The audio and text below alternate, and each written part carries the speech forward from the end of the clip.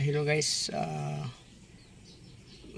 may bunta guys no, may bunto. So guys karon guys, natay trabaho nga MUX, Isuzu MUX. So itong sasakyan na guys, so dati na itong tinarbaho. So natay naka-video na tani nga sakyan na to.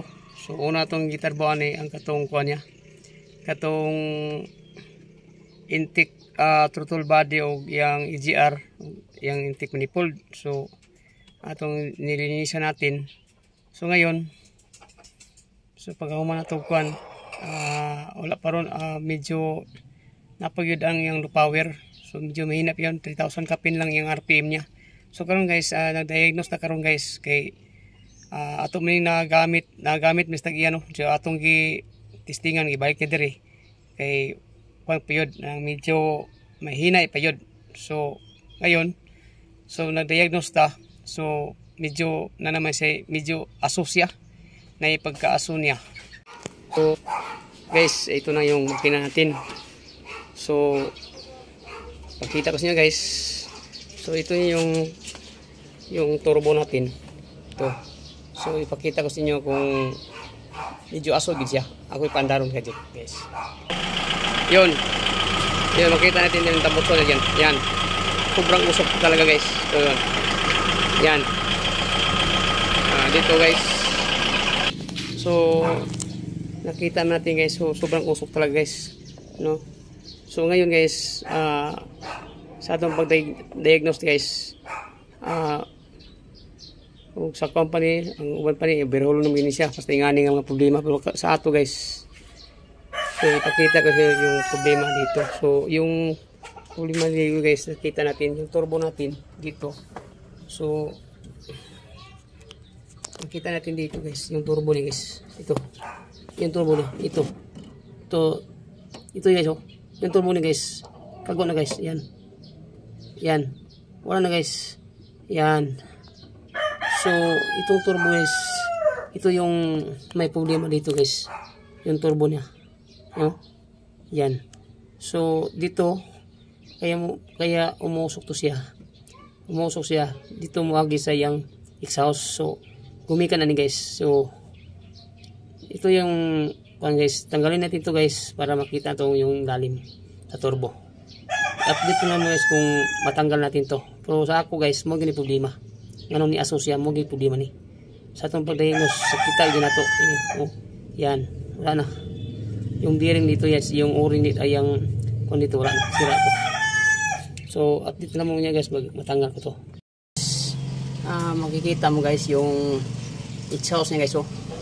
Maraming asiti nga dumadaan kasi yung turbo natin nasira na. So doon lumalabas yung asiti sa tambuso natin kaya mausok siya. So ngayon guys, tanggalin natin yung turbo guys. Tanggal na ito guys. Tinanggal ko na yung mga bolt dito guys, lahat. So tanggalin natin. Yan guys.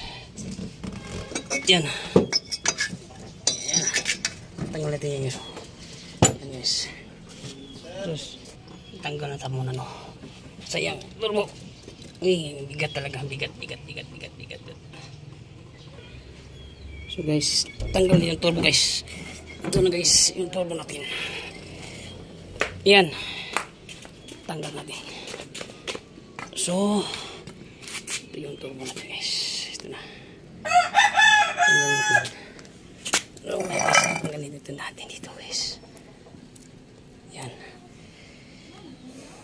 So mamaya tanggalin natin ito lahat dito para makita ito yung sira dito. Pero talagang nasisira talaga ito guys. Yan, tingnan nyo ito guys, oh. Tingnan guys.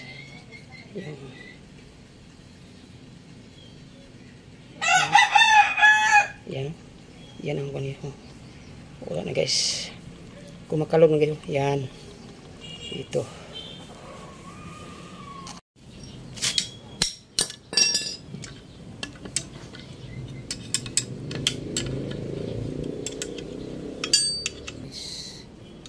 Tanggalin ito yung lock dito guys. Saka yung activator. Ito guys, tingnan natin guys. So dito guys.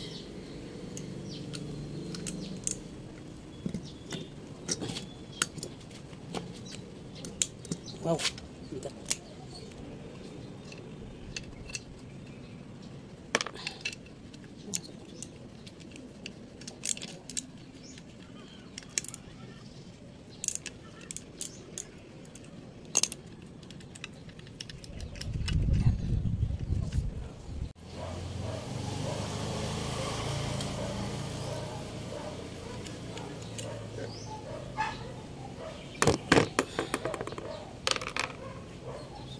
Dito naman tayo.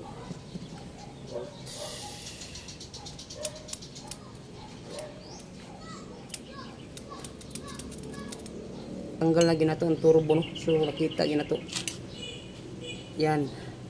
Kita ginato na daming asiti na lumalabas nandito sa impeller. Impeller niya. Oh, guys, wala guys. So wala talaga. Sira na talaga to. So, tanggalin natin to para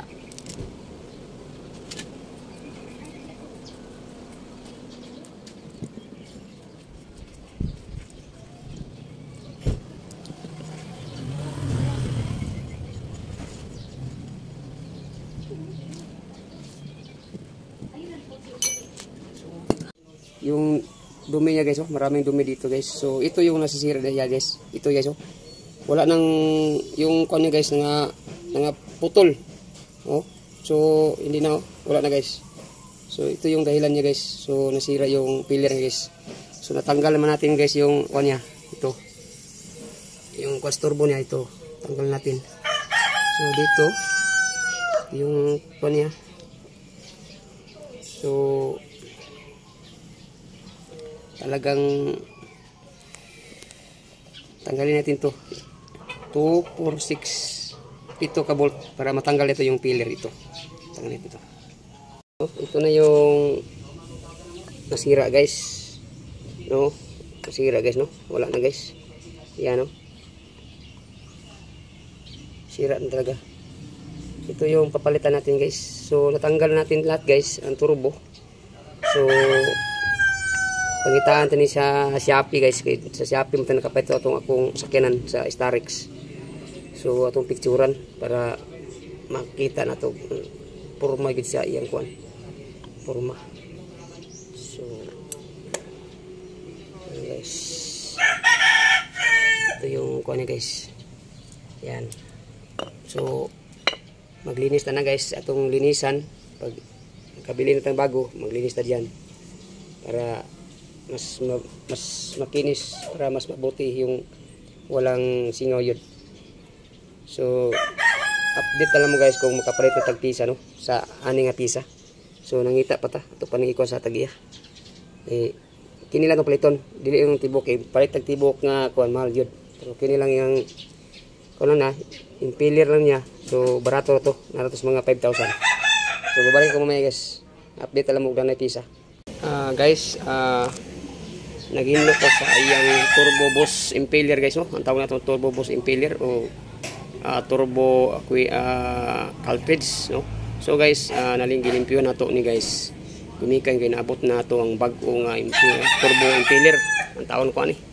So ito na yung bago natin guys. Ito yung bago, ito yung luma natin. So ito na yung bago natin. So mamaya siguro ato na yung symbol. So kinihinlo na siya kung hinluan. So mamaya ato na balik sa makina niya. So magasimbol ta ni ron guys. So babalik po may guys. Gi-symbol na to ang kuno turbo. Ang yang turbo impeller. So ato nang i-symbol. So mamaya siguro ato na itaw dito. So human ni ka-symbol guys. Rumah na tanan. Ng equator. Ito hangin. So ito na. Tada natin lahat.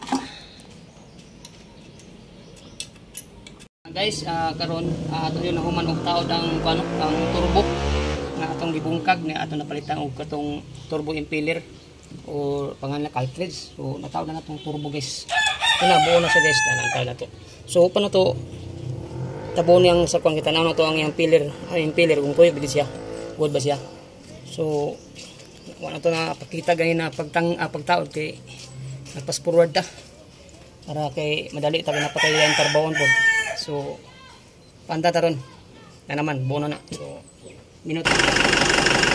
Yung turbo guys, tuyo sa ito. Yung turbo na. So tumutuyo yung turbo niya. So kasi nga to RPM guys kung okay na pa siya.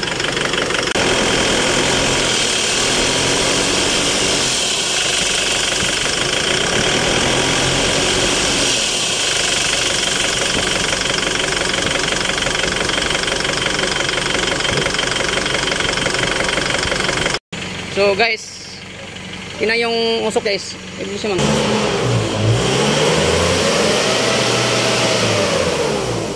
Wala nang usok.